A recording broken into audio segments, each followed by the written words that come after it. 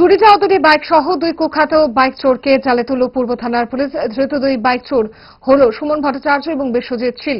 তাদের বাড়ি যথাক্রমে আড়ালিয়া ইন্দ্রনগর। গত নভেম্বর এবং ডিসেম্বর মাসে দুটি বাইক চুরির সুনির্দিষ্ট অভিযোগ জমা পড়ে পূর্ব থানায়। সেই মামলা হাতে পেয়ে থানার ওসি রানা চ্যাটার্জির নেতৃত্বে একটি টিম তদন্ত শুরু করে।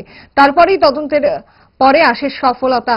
ধৃত দুই বাইক চোরকে জিজ্ঞাসাবাদ করে বাইক চোর চক্রের আরো কয়েকটি নাম জানতে পারে পুলিশ।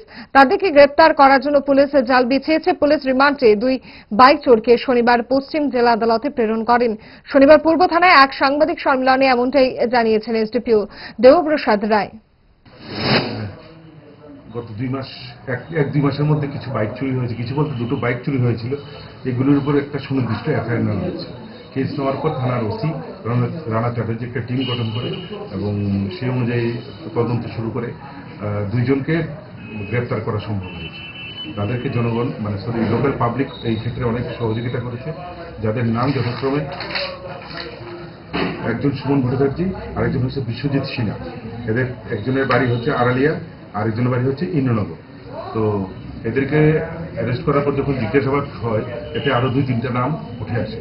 তো ওদেরকেও অ্যারেস্ট করা হবে। এদেরকে আজকে পুলিশ রিমান্ডের জন্য কোর্টে পাঠানো হচ্ছে এবং ওদেরকে জিজ্ঞাসাবাদ করে বাকিগুলি উদ্ধার করা হবে, বাকিগুলিকে অ্যারেস্ট করা হবে।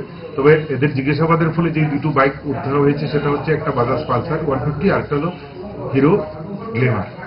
কোথা থেকে বাইকগুলো উদ্ধার করা হয়েছে? এগুলি বাইপাসের রাস্তা সংলগ্ন এলাকার জঙ্গল থেকে।